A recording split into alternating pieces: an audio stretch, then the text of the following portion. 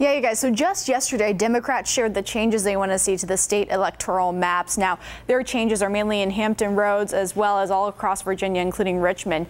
Their proposed bill moves around many Hampton Roads precincts. One example is the 77th district. Now, Democrats want to move the Suffolk precincts from that district to the 76th. To catch you up on this whole situation, it started back in June.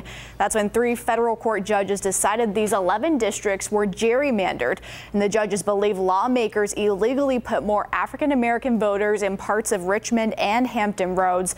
Judges say that swayed district voters to be whiter and more Republican in those areas.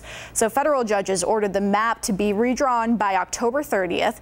And 13 News Now political analyst Quentin Kidd says no matter what, redistricting will affect voting results in areas around districts that are redone. We could see really dramatic effects of this lawsuit. It wouldn't surprise me if Democrats are able to pick up 3 or 4 seats as a result of this lawsuit. And Republicans responded to the Democrats' proposal. Virginia House of Delegates Majority Leader Todd Gilbert says they don't believe the bill will pass.